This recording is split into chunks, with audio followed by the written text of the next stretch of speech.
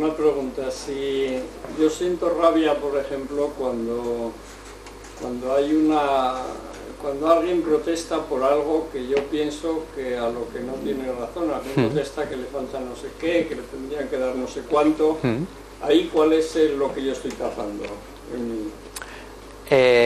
La injusticia de que obtengan algo sin merecérselo. Sí, pero ¿qué es lo que...? Eso es lo que está debajo de mí, no, eso ya lo sé, pero quiero decir que ¿por qué me da rabia? Porque has vivido situaciones de ese estilo. Porque he vivido situaciones de qué estilo. Del estilo, por ejemplo, de tienes un hermano al que no hace nada, pero se lo dan todo y tú tienes que hacerlo todo y a la que fallas, ¡pum!, bronca. Sí, ¿y? Pues a partir de entonces, todo el que veas parecido a tu hermano, es decir, que protesta y consigue lo que quiere, sin hacer nada, pues te dispara todo lo que sentías entonces. Ya, pero yo en el fondo no tengo hermanos.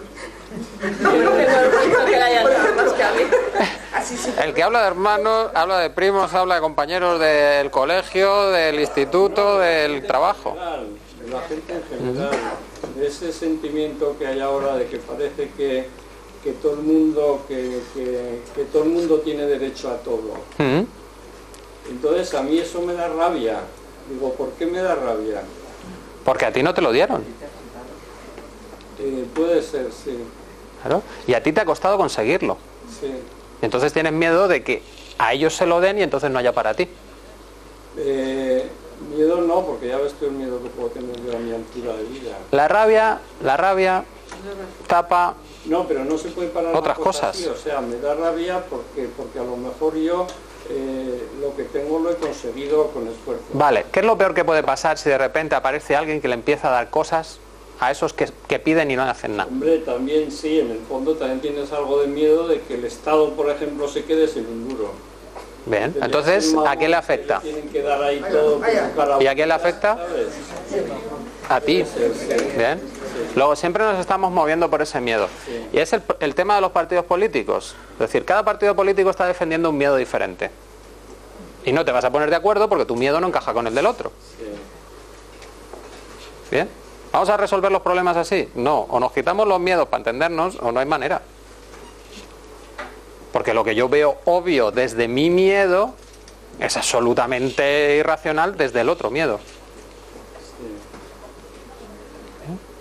¿Vale?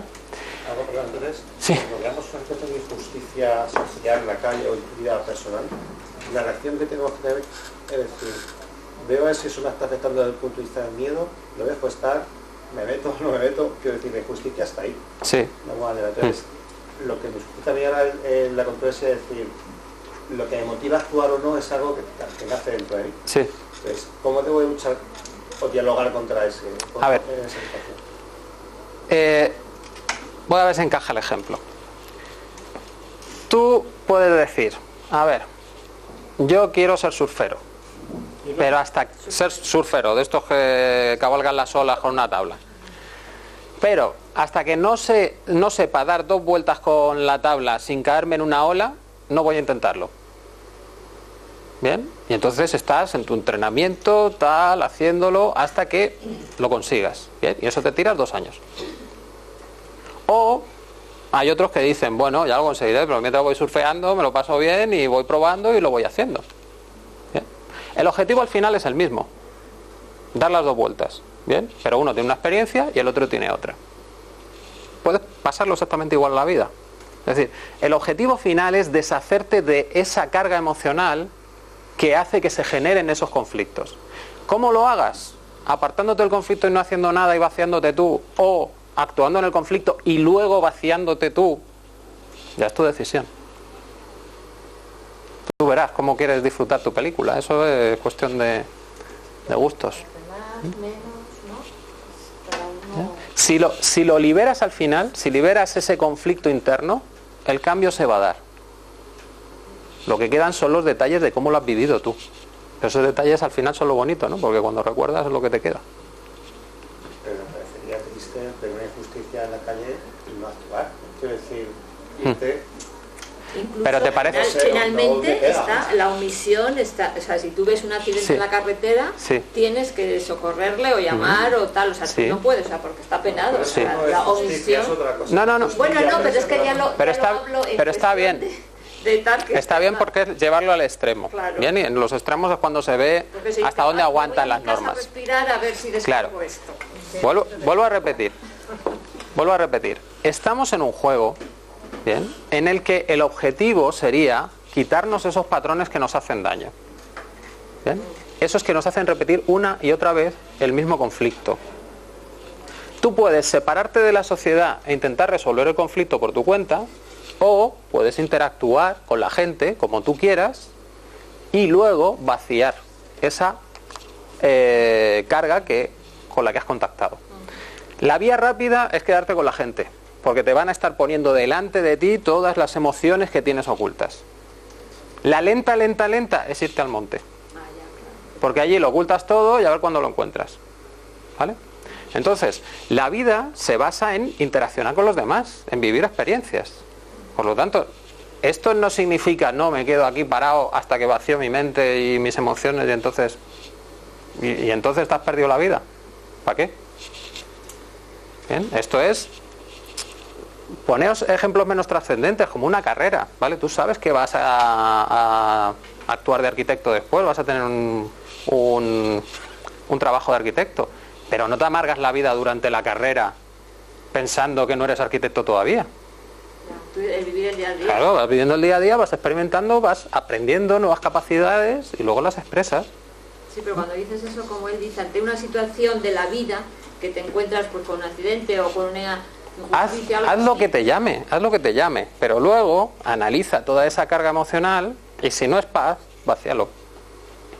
¿Bien? Porque luego está la otra parte, que es ¿qué situaciones estoy atrayendo yo continuamente?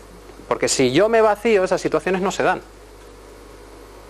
O sea que si tú vas tal, tú no tienes un accidente ni nada de nada. Pues hay mucha gente que no tiene ni uno.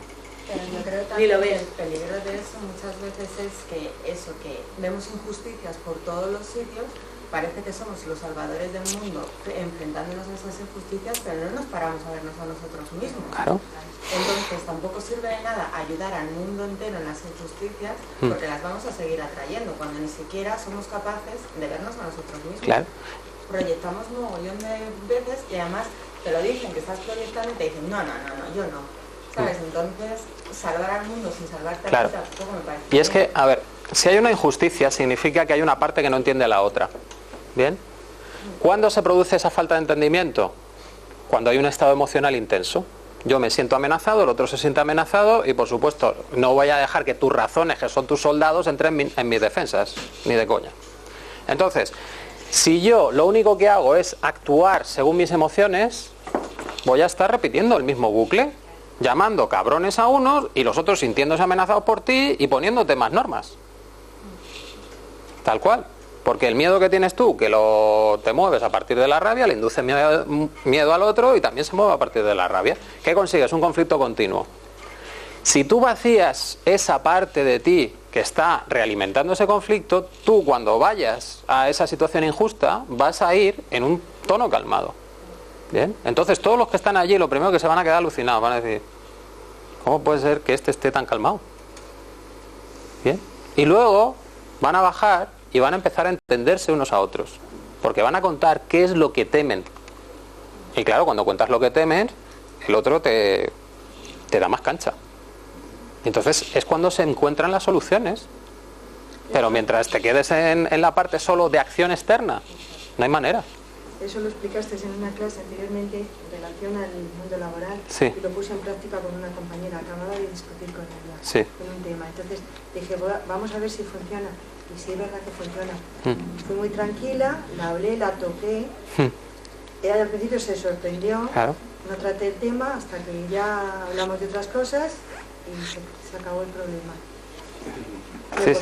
Me costó porque me sentía que la que había tenido la que había iniciado la discusión y había tenido eso había sido ella, pero nada, no pasa nada. Eso de ir tú convencida de que de que no pasa nada y que lo vas a hablar con ella y que más vas a volver a la situación que tenías antes de discutir. Y he vuelto a la situación que tenía antes de discutir.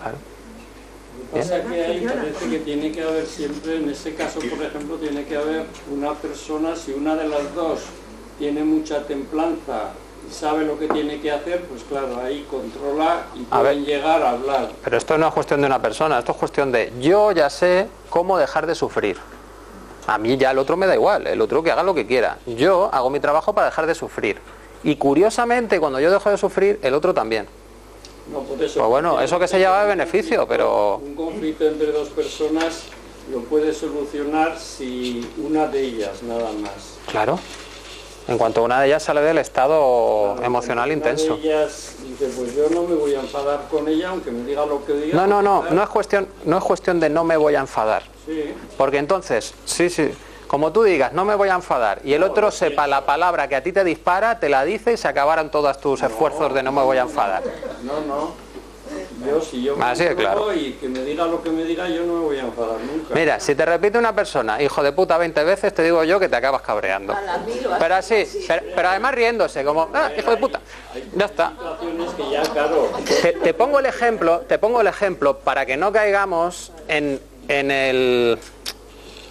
No sé cuál sería el término. En la inocencia de creer que mi voluntad lo resuelve todo. Llevamos miles de años actuando a través de la voluntad y estamos con guerras en todo el mundo. Por Dios, un poco de conciencia de uno mismo. Mi voluntad dura lo que tarda en cabrearme. No, pero no es la voluntad. O lo que tarda en dispararme el otro ese cabreo o dispararme el miedo. Entonces ya no sé hacer nada. A lo mejor lo he explicado mal. No decía que una persona tiene que poner la voluntad, sino que una persona tiene que ser. Eso sí. Tiene que ser. Ahí. Entonces, si una de las dos es, claro, ahí se puede resolver. Entonces, el primero que se haga consciente de las emociones y suelta toda esa carga emocional y llega a la calma, claro, si los ya dos puede conseguir. Por mucha buena voluntad que tengan los dos, no van a conseguir. Claro. Uno de los dos se calme. Tu ejemplo ha sido interesante porque muestra un estado intermedio. Es decir, yo logro entrar en esa calma, voy a la otra persona con esa calma y consigo eso. Bien. Si tú te quedas en tu sitio y vacías del todo la carga emocional, es la otra persona la que viene. Esa para la próxima. Esa ya es para nota. Una persona que tiene un carácter así como... Da igual. Pues sí que voy a probarlo. Si logras hacer ese trabajo a fondo, va de esa manera. Pero tienes que hacerlo a fondo y a saber que te encuentras dentro asociado a esa persona. Porque la persona que peor te caiga estará relacionada con los conflictos más gordos que tú tengas. ¿Vale? Entonces, también es cuestión de ser un poco prácticos. Por ahí al fondo, sí.